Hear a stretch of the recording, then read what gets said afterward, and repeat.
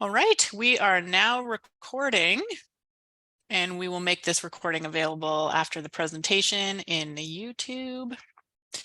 And I would like to welcome you all to the May 2023 Virtual Quality Talk.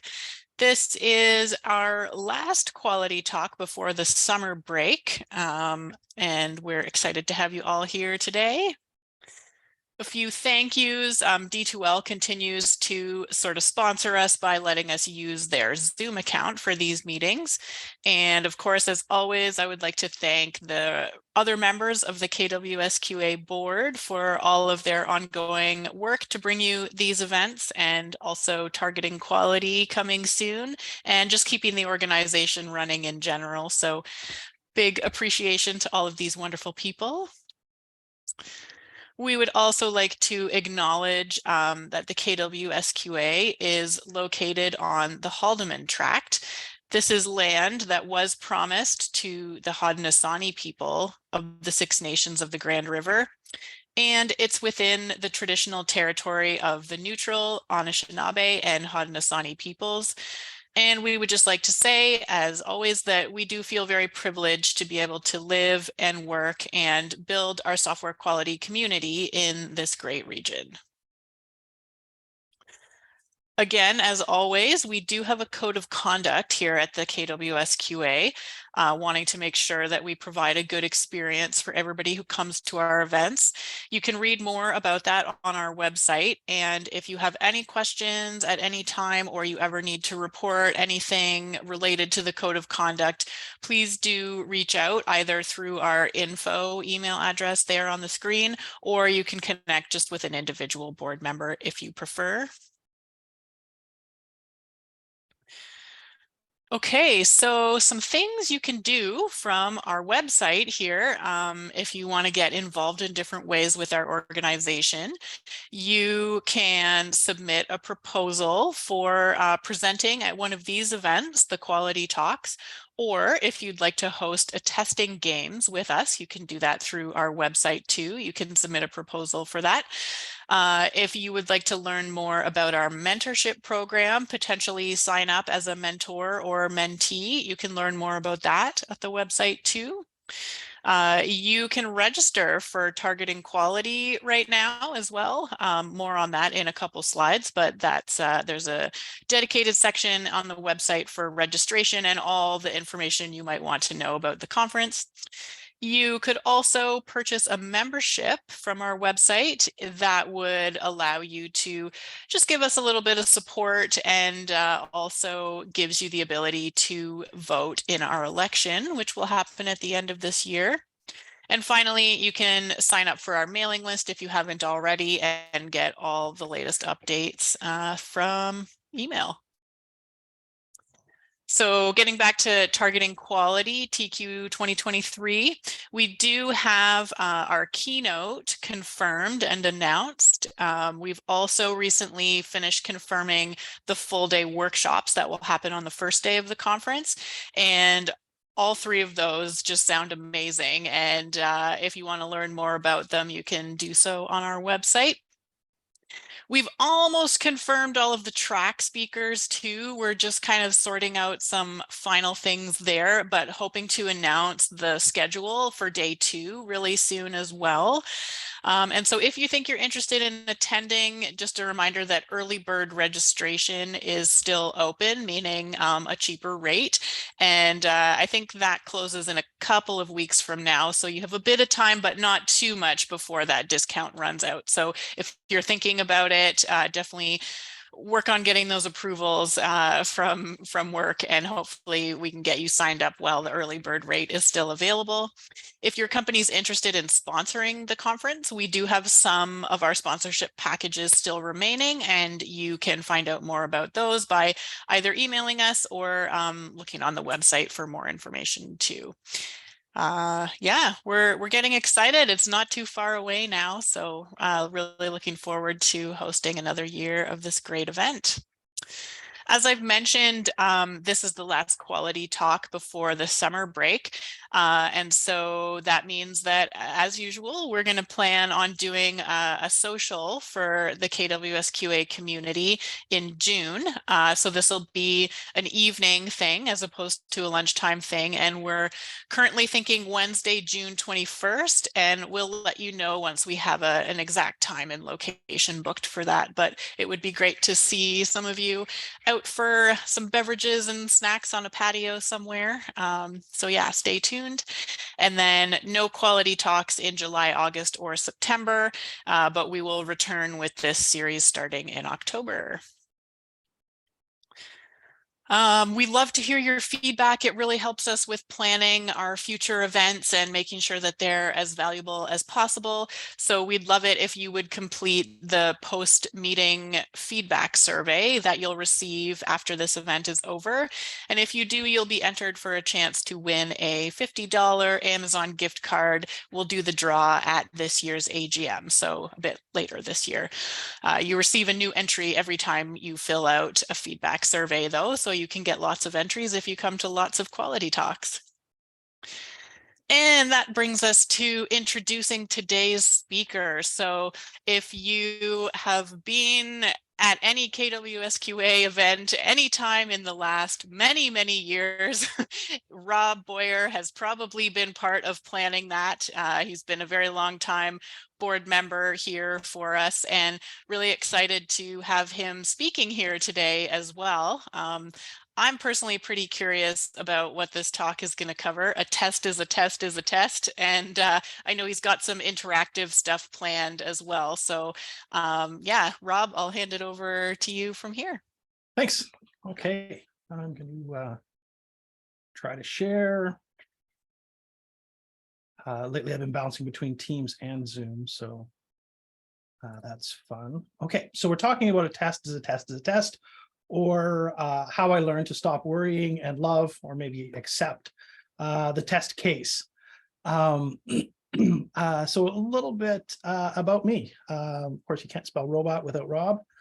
So I'm a tester, worked in software testing as a lead tester, a tester, test manager for 20 years, a long time. I've definitely worked with many of the people that are on the Zoom session. So have been around Waterloo for a while, KWSQA. About 4 years ago, I got an opportunity to start teaching at Conestoga College. I teach there sort of part-time, sort of full-time. I teach about 4 courses per term, so a fair amount of teaching, but still I'm in the part-time camp. I teach topics on software quality. It was one of the most difficult transitions for me was in the past when I'd done workshops or training sessions, I was working with people who all already knew about testing. However, in my role at Conestoga, most of the students I have don't have any experience with testing. Few of them have any experience with development at all. So that's been an interesting transition. So today it's going to be nice for me to speak with people who've got some background in testing, and we'll be able to do that. The other thing, I'm also a student, so strong believer in lifelong learning. This last year I decided I'm going to start taking my Master's of Science in Information Systems, so I'm currently working on that part-time as well. I teach, so I teach and learn all at the same time. Okay, so that's a little bit about me. Like I said, many of you already know me. Those of you that don't, hopefully that gives you a little bit of background on who I am and sort of where I'm coming from in all of this. So this session is going to be primarily interactive. I have lots of thoughts and opinions about tests, but I want to learn about you with them. So I'm not going to let the cat out of the bag quite yet.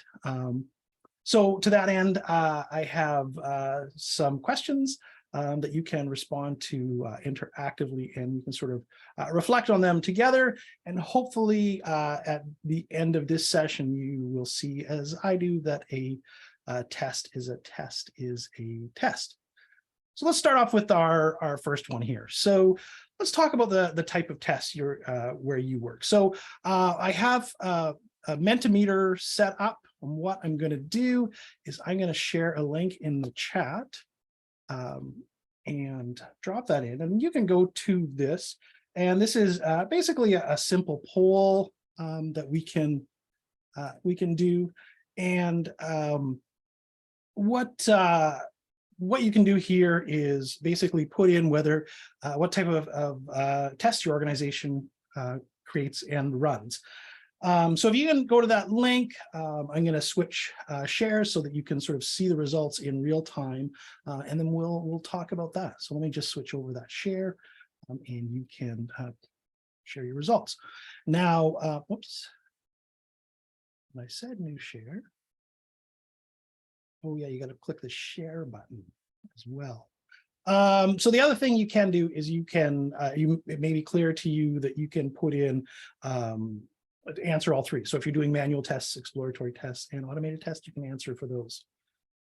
It's curious that it's all equal. I expected some variance in these. So just give it a few more seconds to if you want to fill in. So I don't know how many, Tina, how many people are in the meeting? 23. Okay, that will help me gauge when to move forward. Oh, now we have some differences. Excellent.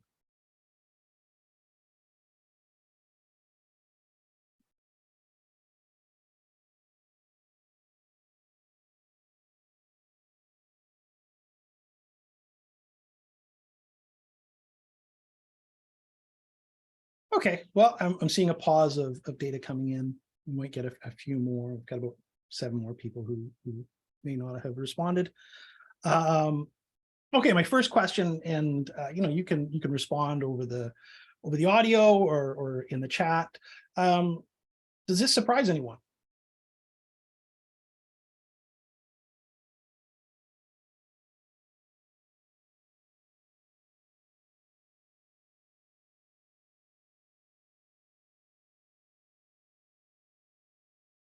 So is this sort of what people expected from this poll? So my feeling is that manual tests are at least the lowest bar. They're the easiest ones to get started on. Right. So maybe, especially for really small organizations, I would expect that to go a little higher. Yeah.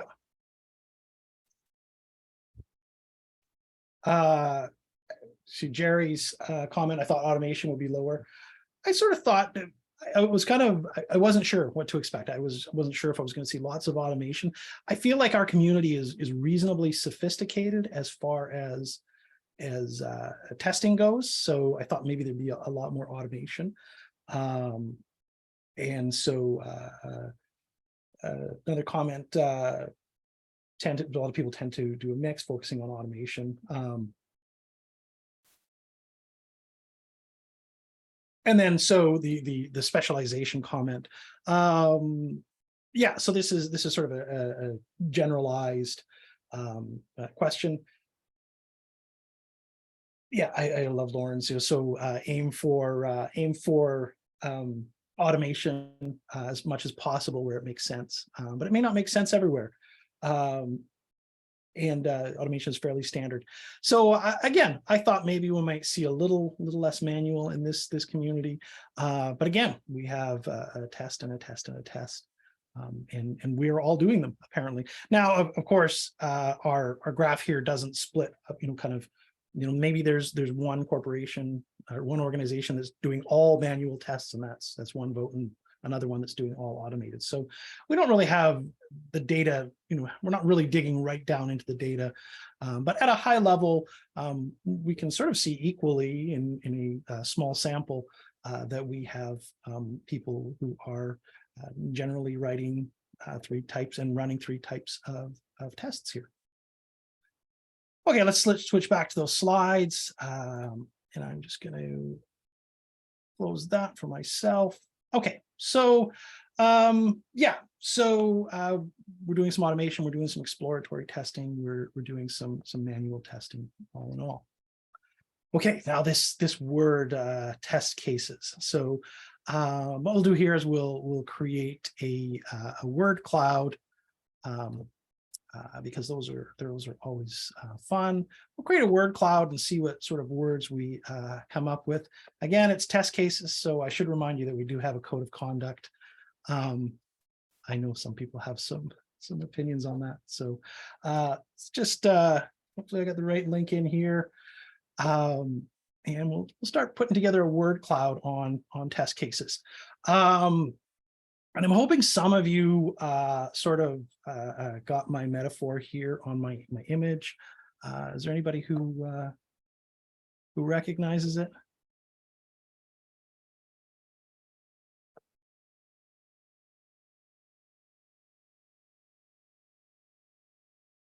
Yeah.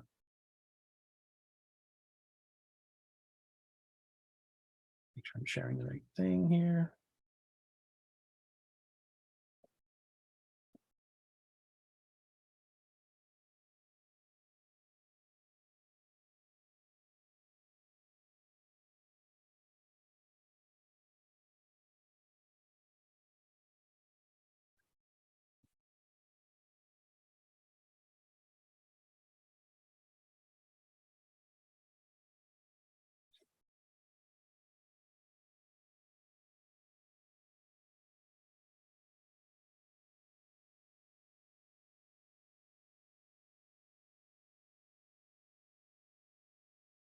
It's interesting, so far consistently different. So those of you that are familiar with word clouds, the words get bigger as they're repeated. I'm not seeing a lot of repetition in the words. So sort of the way we think about test cases it differs across. There's not one, this is a test case.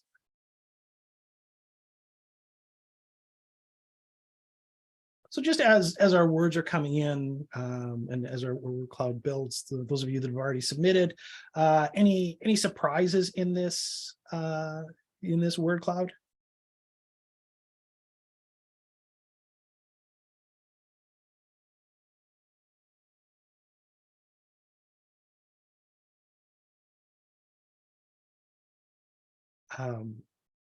I see some interesting ones to me, and sort of I have this sort of pre condition or sort of a situation where I've always test cases, I hate those. So I see nightmare and not a test. Terms like that it sort of resonate with me because that's sort of how I used to approach them. So there's a comment here. I'm surprised a test case is considered efficient. I guess it really depends on sort of what you have as a test case, what you use as a test case, what you define as a test case, and I think we'll get to that a little more in a bit. Any other comments on what we see here? I think even if there's not a lot of like the exact same word was said lots of times, there's definitely like affinity, like you could group some of these together sort of that are getting at a similar thing. Yeah. So we see here monotonous, repetitive, and repeat. Yeah, those probably all are really the same concept.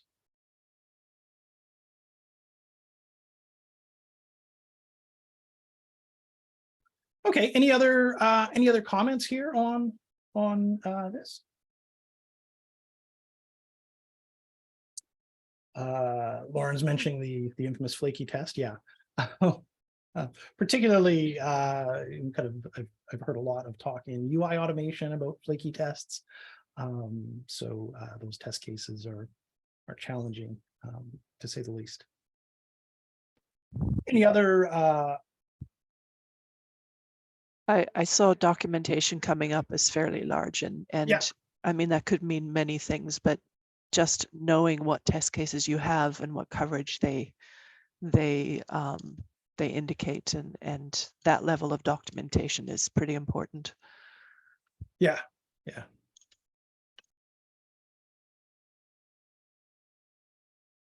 And sort of my experience with so manual run test cases, they're really difficult to repeat. So kind of we saw repetition, but my experience is if you have 3 people run the same test case, it'll be run in 4 different ways.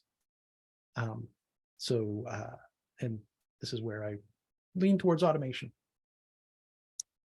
Okay, so let's switch back to our slides now and take a look here. Just going to do a time check to make sure I'm actually staying somewhat on track, because we do have a few more of these to go through. Okay, so one that I talk about a lot these days is the test pyramid. And so this one is a little bit different activity. I'm presuming everyone is familiar with the test pyramid. Sort of a quick one, if you're not familiar with the test pyramid, model introduced by Mike Cohen about 20 some years ago, and was just a model to show the volume of tests you should be running. It starts off with unit tests at the base, system or integration tests in the middle, and UI tests at the top. Of course, in years ensuing, we've added sort of a cloud up top to represent manual or exploratory testing. Okay, so let me share this.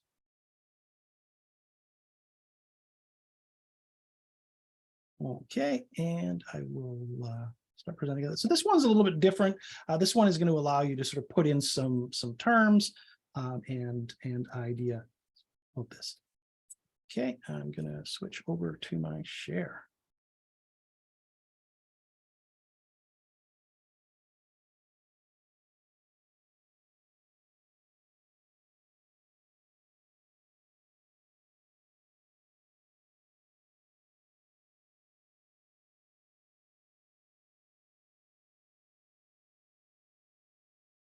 And so I'll let people answer before I sort of do the big reveal, throw the curtains back, and we'll see what people think, rather than kind of the word cloud. We could see it popping in as it went along, but in this case, we'll sort of wait till we have some answers come in, because I think with this one, it gets a little strange where as soon as I click sort of show the answers, I don't know if new answers come in. I haven't used this one as often as I've used the polls and the word cloud.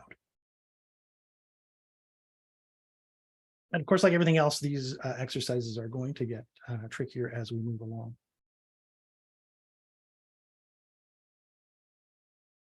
I don't know if anybody saw Tina's comment there about the kind of the 3 different test cases. That's certainly a benefit to it, kind of having them run different ways, and you get some variability in there. Sort of the challenge is if you're looking at regression and you want consistency to make sure that you don't have a regression, kind of sort of test cases sometimes passing or sometimes failing, depending on who ran them, can be challenging. But certainly, yeah, getting that variability in there can be very helpful as well.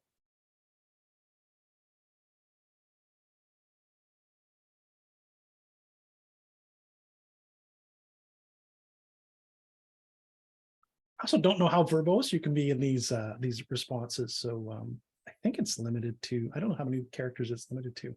I know it's 200. Oh, 200. Okay.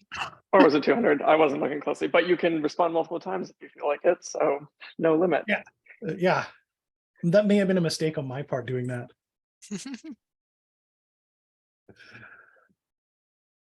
Okay, yeah, we've got 11 people, 12 answers, 13 answers. Okay, we'll give it a couple more seconds. I'll just do a little crowd work while we're waiting for these to come in.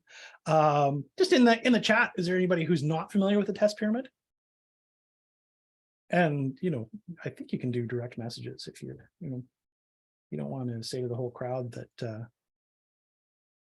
that you are not familiar with it, then that way. In my I've heard of it more of a triangle. So it's actually funny because when I'm in class with that, I'll often say, the astute of you may have noticed it's a triangle. But yeah, it is. Most images of it are a triangle.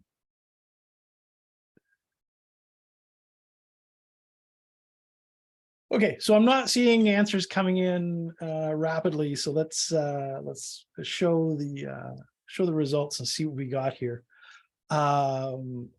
Useful as a high-level concept, absolutely, yeah. Should be interpreted with some flexibility. Yeah, I think that's true. It was actually, I don't know, a year or two ago, I was in a session with Mike Cohen about, he was talking about the test pyramid. It was really interesting to sort of hear his sort of take on it. And some of you may have actually even seen, kind of there's inverted ones where it's an ice cream cone and what have you. But yeah, it's identify, emphasize deficits, certain, just kind of see how we can go through these. Oh, it's a scroll. Okay. And I have all sorts of chat windows and stuff in front here.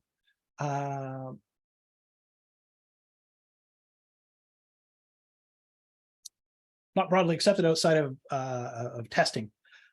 I don't know that that's really that surprising. I mean, it is the test pyramid, so, or the test triangle. But yeah, I think it's one of our biggest challenges in testing is a lot of sort of what we do and what we talk about isn't broadly accepted. Efficiency, I like that. Yeah, so we're seeing sort of some, we see this as a great guideline, but not a hard and fast rule. Yeah, this is for sure. I've certainly even heard some talks where they're even, kind of de-stressing the unit test portion. Maybe we focus a little too much on that. Of course, need support from management to hire developers to do these. Unit testings, catching things early, a good method to visualize different test strategies. Oh yes, the more isolated and faster, slower. So that's Martin Fowler has as a version of the test pyramid that he includes faster, slower, and less isolated, and more isolated. That's the one I usually sort of share around. I think that one sort of hits on a couple of things for me that really emphasize that sort of the value of visualizing it. I do like the sort of the comments here where we're talking. It's a high level model. It's not intended to sort of kind of determine how you're going to do your testing, but it does help us sort of visualize and think about where we might want to focus our attention. And again, as we sort of see from the test pyramid that we have the 3 levels of test. Is a test, where a unit test is at the bottom, a system test or integration or tests like that are in the middle, and then UI tests are at the top. Okay, let's go back to those slides. I promise I don't have a lot of slides. We'll just do a time check. So we're at 12:30, so sort of where I thought we would be. Just before we move on, any sort of thoughts or comments you'd like to share about the pyramid that you didn't get to share?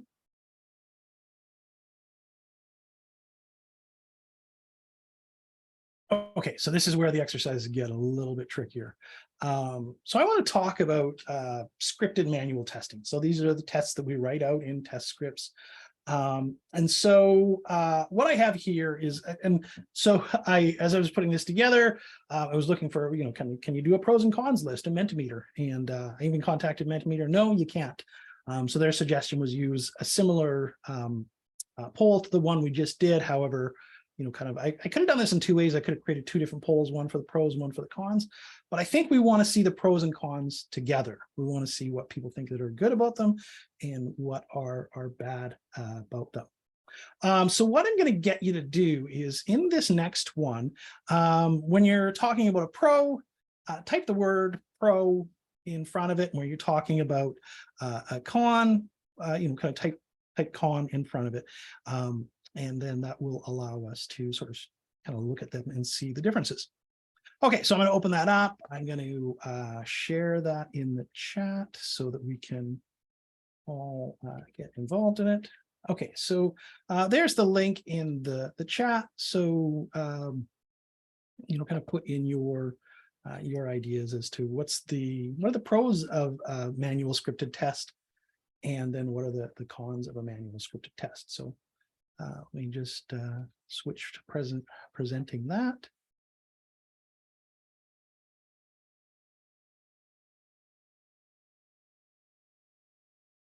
So we've got one answer so far.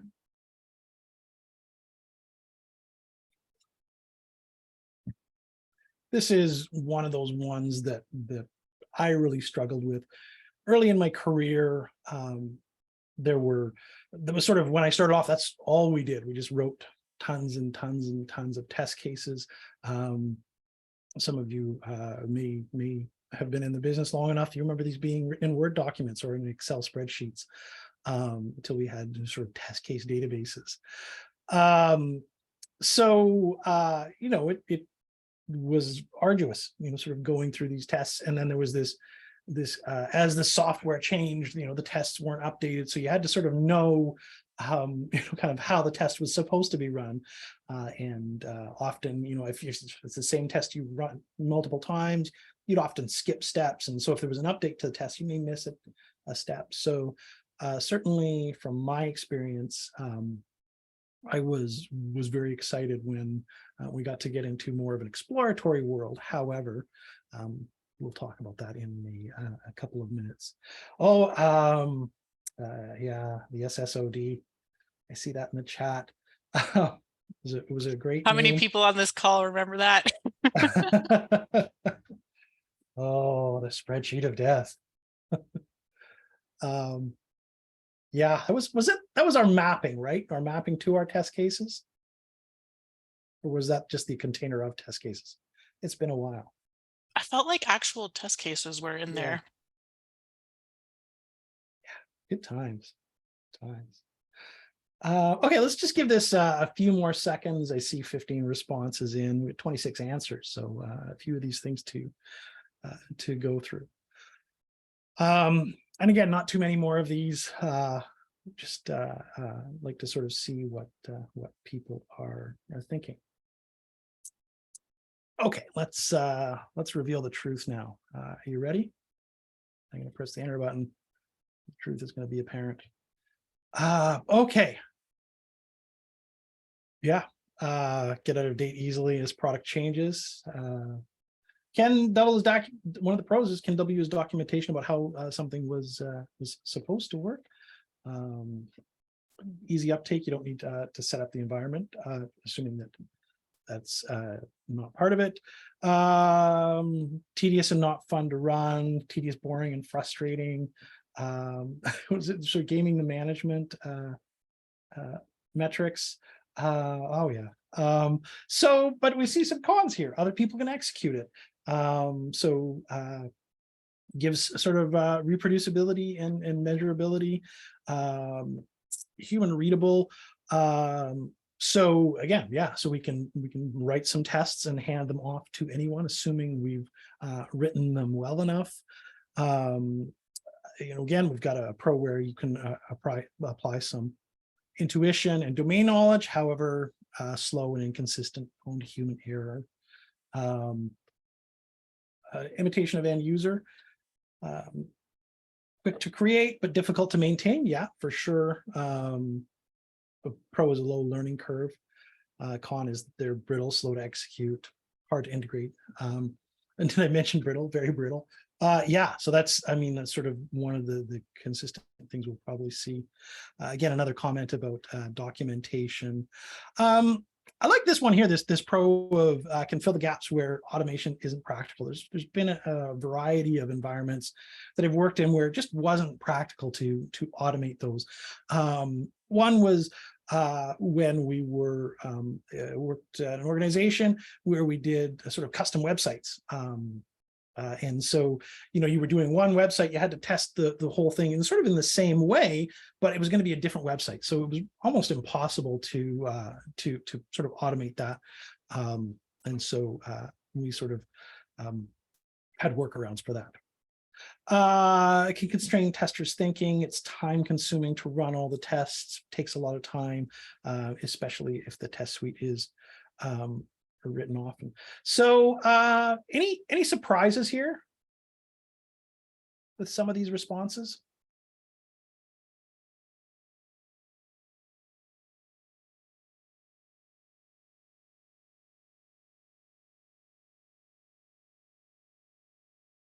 There's some things that are listed as both pros and cons. Yeah. Yeah, I can't remember which. Do you recall which one? I remember seeing one that was, yeah, okay, that is both. But yeah, Lauren's commenting good variety of answers. I agree, it's a good variety. For me, no great surprises here. I think this is, kind of those of us who've all been in testing, some of us for many years. This is sort of our take on manual scripted testing. Almost, again, kind of in my past, almost a necessary evil. It's something we have to do, but it's not sort of, many of us think that it's probably not the best use of our time. Okay, so let's go back to our share. I may have to talk a little less. And just so we get through this. So we've got the same activity here. What are the pros and cons of exploratory testing? So I'm interested to see what people say about that. So let me just drop the link in the chat and we can start putting in our responses to that. So I'm going to do this for exploratory testing, and as you can imagine, we'll do this for automated testing, and we can see. One of the things I'll try to do is see if I can sort of export these and we can package them up and maybe make them available somehow. But I'm not going to guarantee that because I've never done that with Mentimeter. I certainly get to see a summary of my results, but I don't know if I can see the actual inputs. Okay, so let's do new share. We've got a couple of answers in so far. I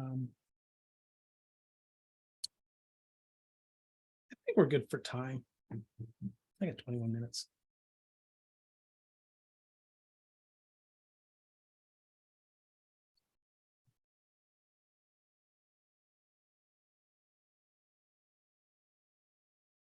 Maybe a little less, see the answers coming in a little slower. Again, people are writing exposition about this, but not as many answers as previously.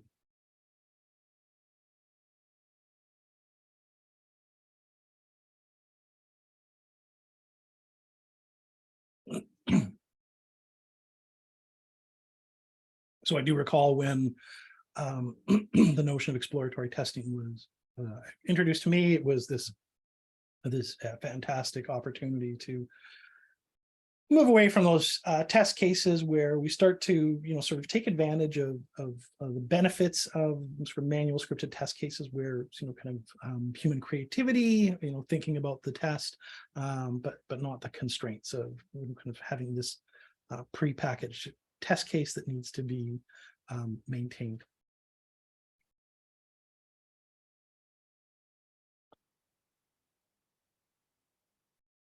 Pardon me.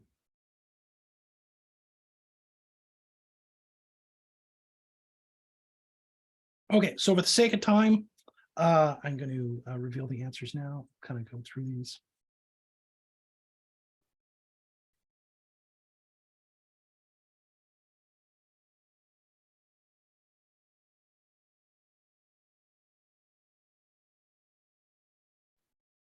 I like that one, kind of the top center of the con. Can be trickier for junior tester developer to do on their own.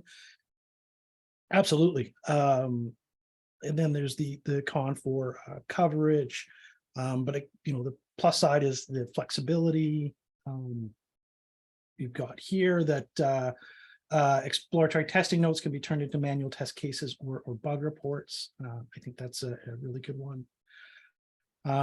Great opportunity to learn the product as you go, learn while you're working.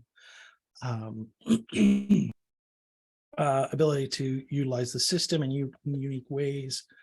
not as easy to document. You may forget what you're doing. It can be difficult to track. Out of the box thinking, that's another great one. Allows a person with knowledge system to create their own path for testing. So yeah, so a lot of sort of what my experience are. I like this time-consuming rabbit hole. I think we're all sort of we've all been there. We sort of start going down a rabbit hole and then realize, oh, wait, I'm not even testing what I was supposed to be testing. So if there's no template, then it can be too open-ended. Yeah, so this is where years ago they talked about session-based testing, and that was sort of one way we could work with exploratory testing. Didn't get out of control for timing, more difficult comp tests together for analysis. I think that's, yeah, if you were wanted to look at sort of your results and do some analysis. So yeah, lots more cons here than I expected to see. However, it is not surprising in that regard. This one caught my eye. Hard to meet standards like ISO SOC 2. Yeah, I think it could be ISO. There are ways to work with ISO. I don't know for sure for SOC 2 if there are ways that definitely for say a ISO 9000, certainly ways to do that. And I've seen presentations on actually using it for organizations like the U.S. military, and I know Griffin Jones talked for a number of years of using exploratory testing in medical environments. So there certainly is that. Okay, one last one, and then we'll wrap up from there. So let me just go back to the slides. And remember to click the share button while I do that. Okay, so let's go on to the next one. Big surprise. We want to talk about automated testing now, pros and cons of automated testing. Let me just drop that link into the chat, and we'll go from there. Yeah.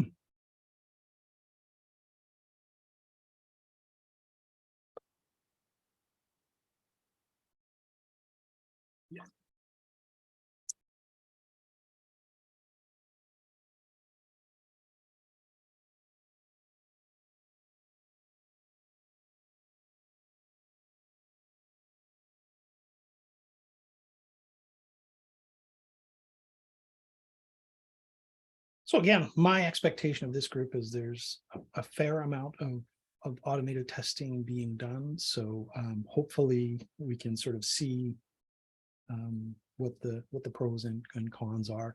I do acknowledge that automated testing is a very vast field. I mean, it can be anything from automated unit tests to UI tests to API tests. So there's a lot of ways that we can automate tests. So to me, it's like a big bucket. And again, going back to the test pyramid, the idea was we were talking about different types of test automation.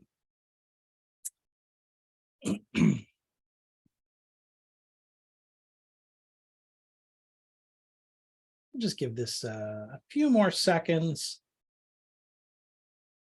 just for our sake of time.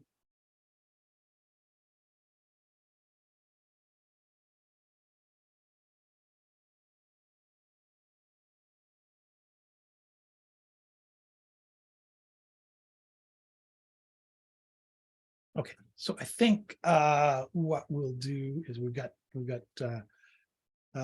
getting close to 30 answers here. So maybe when we hit 30 answers, we'll reveal the answers, or maybe we're not going to get there. See if there's one more answer. 13 respondents, 29 answers. There we go, 30. Let's see what the 30 answers are.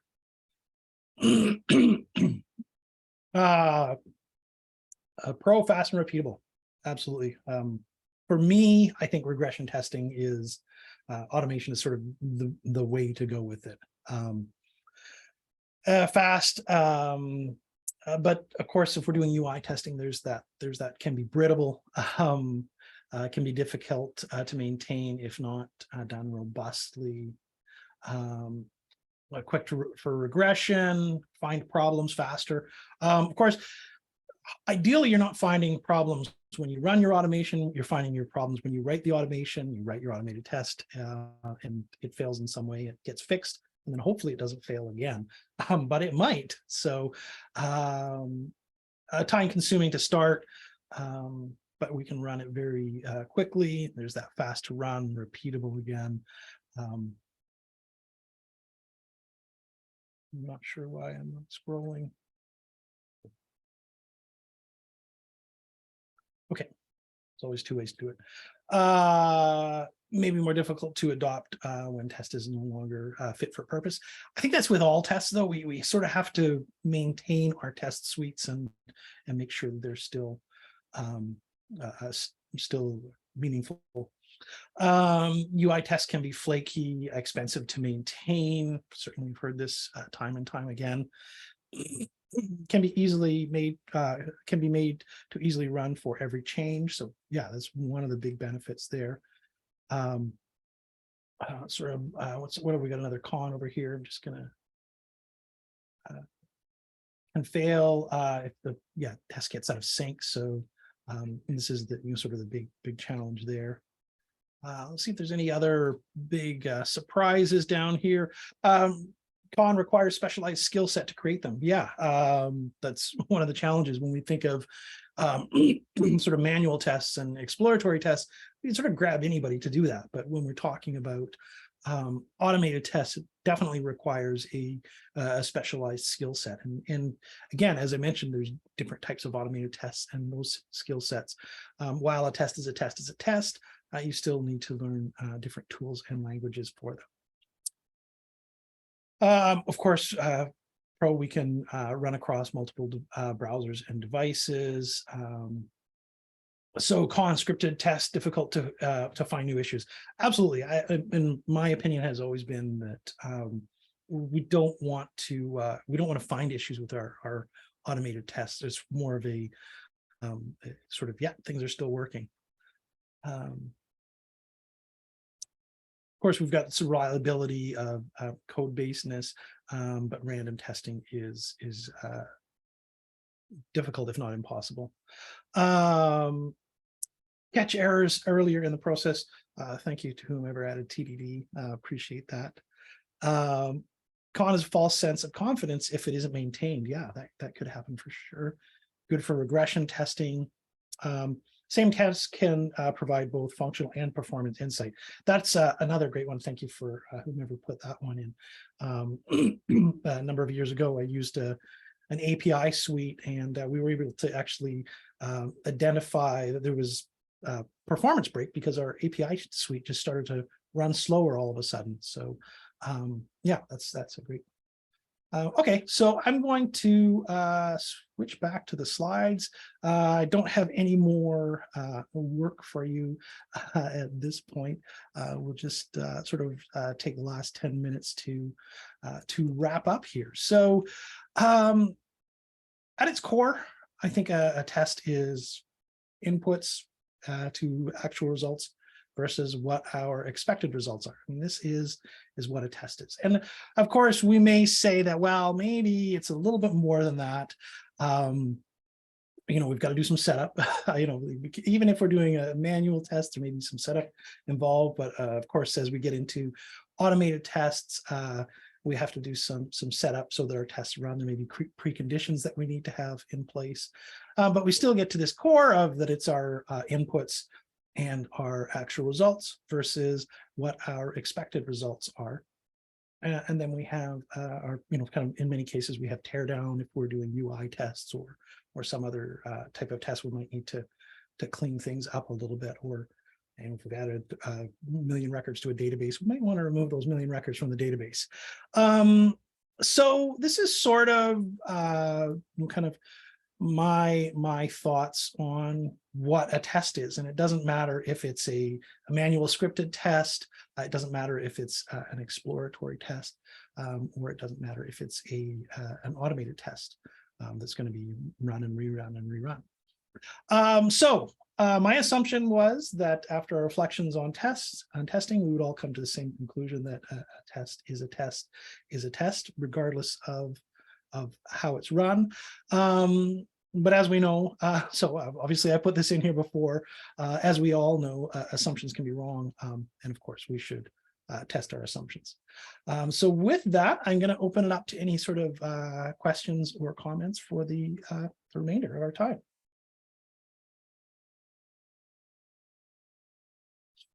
Oh, and then I just have one last slide. I always like to include a little bit of Jerry Weinberg in here. This is from his software quality management series. This is in volume 1, System Thinking, where he says quality is value to some person. Okay, so I'm going to stop the share now, and we can just open it up to any questions or comments.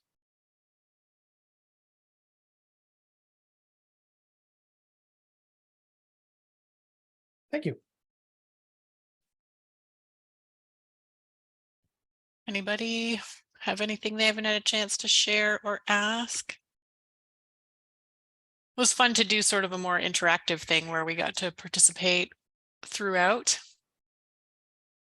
It'd be cool to see like a summary of the results Yeah, I'm gonna somewhere. look at the Mentimeter and see if we can extract those out and sort of maybe we can put them in a zip file and throw them up on the site or something. And it'd be interesting to like, I don't know if you would ever take this talk on the road or something, but like to compare the responses depending like, first of all, over time, but also like in different locations, like different cities or different audiences or whatever, like just to see what the prevailing thoughts are in different situations.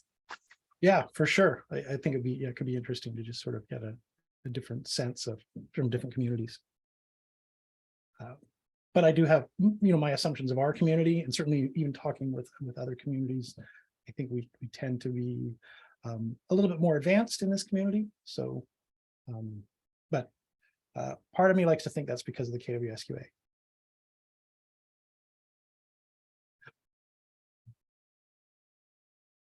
Of course.